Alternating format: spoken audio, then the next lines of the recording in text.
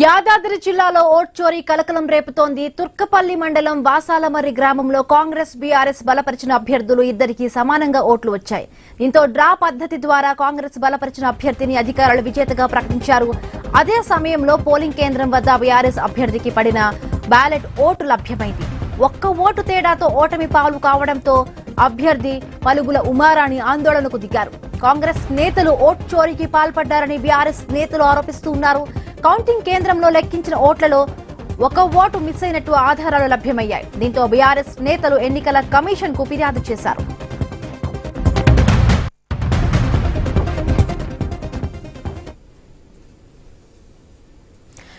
యాదాద్రి జిల్లాలో ఓట్ చోరీ కలకలం రేగుతోంది.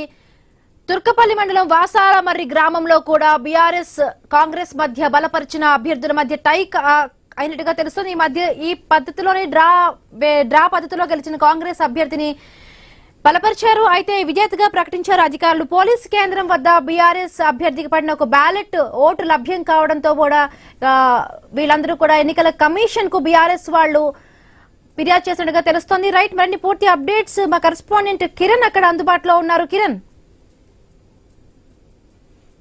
ఓట్ చోరీ కలకలం రేపుతా ఉంది. రెండవ దశ ఎన్నికల్లో భాగంగా తుర్కపల్లి మండలం వాసాలమర్రి గ్రామం అంటే ఈ బీఆర్ఎస్ ప్రభుత్వ హయాంలో మాజీ ముఖ్యమంత్రి కేసీఆర్ ఈ గ్రామాన్ని దత్తత తీసుకున్నారు. ఈ గ్రామానికి సంబంధించి సర్పంచ్ ఎన్నికలను కూడా బీఆర్ఎస్ అదేవిధంగా కాంగ్రెస్ పార్టీ పెను సవాల్గా తీసుకున్న పరిస్థితి అయితే ఉంది. అయితే కౌంటింగ్ లో భాగంగా కాంగ్రెస్ అదేవిధంగా బీఆర్ఎస్ పార్టీ అభ్యర్థులకు సంబంధించి అంటే పార్టీలు బలపరిచినటువంటి అభ్యర్థుల మధ్య టై ఏర్పడింది. దాంతో డ్రా పద్ధతి ద్వారా కాంగ్రెస్ బలపరిచినటువంటి అభ్యర్థిని విజేతగా ప్రకటించారు.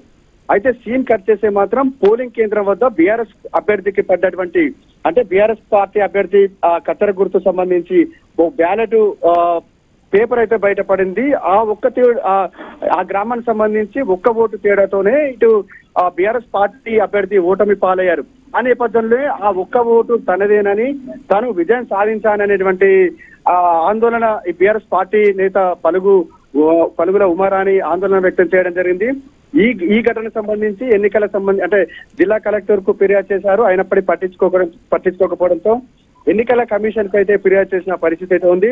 కౌంటింగ్ కేంద్రాల్లో లెక్కించిన ఓట్లకు సంబంధించి ఒక ఓటు మిస్ అయినట్టు ఆధారాలు కూడా లభ్యమయ్యాయి. ఆ ఆధారాలకు సంబంధించి ఒక నివేదికను అదేవిధంగా ఇటు ఓటుకు సంబంధించి ఒక ఆ పత్రాన్ని కిరణ్, ఇప్పుడు బీఆర్ఎస్ అభ్యర్థి ఉమారాణిని మళ్ళీ విజేతగా ప్రకటించే అవకాశం ఉందా? ఎట్లా ఉండొచ్చు? ఆల్రెడీ కూడా అక్కడ కాంగ్రెస్ అభ్యర్థిని ప్రకటించారు.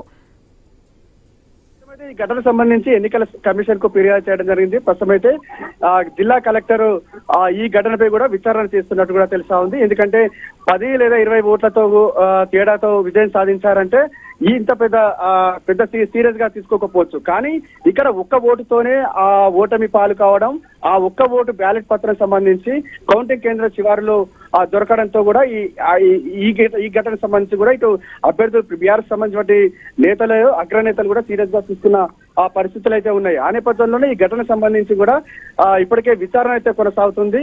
ఈ విచారణలో ఏం తేలుతుంది అనేది కొంత సస్పెన్స్ గా మారిందని చెప్పొచ్చు. Right, thank you Kiran, thanks for the updates.